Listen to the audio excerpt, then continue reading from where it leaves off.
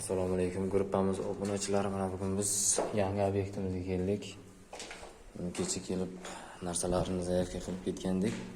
Narsalar kelgan, kecha mana tomonlarda ham bolalar dalbit qilib boshlagan. O'sha bundan ish boshlaydi to'liq.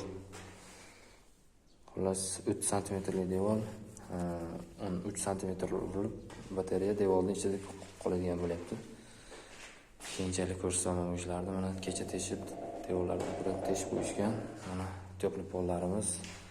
Ikkita batareya bo'ladi, faqat bu addakon komnatniy dom bo'lgani uchun bitta xonalik dom. Bu o'rtadan gipsokarton bilan bo'linadi. Bundan bu yog'i tetiska xona, nari yog'i spalni xona. Spalni xonada faqatgina 10 tali batareya berilgan xolos. Xo'sh, keyin bu zalimiz teplib pol bo'ladi. Samozellarimiz ham teplib pol bo'ladi. Xo'sh, yuqorida ariston, pastida unitas, bu tomonda tahorat uchun bide. Xo'sh, bu tomonda umumiy joylashtirilgan. Uyda egasizlar bilan maslahatlashgan holda ularni olib chiqdik. Xo'sh, sushilka, soch quritishga unimiz dush va tomonda tagida strani, ustida rakvina umumiy bo'ladi.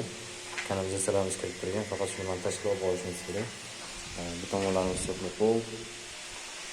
Qolaversa bu tomonlar ham to'liq teplib pol, keyin batareya bo'ladi.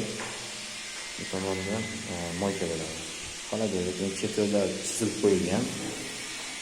Bu tomonda bu konturni katyol joylashtiramiz. Nasib etsa, xolasa tagida kollektori bor, teplib bo'ldi. Mana buni ham batareyalarning joyini urib qo'yganmiz.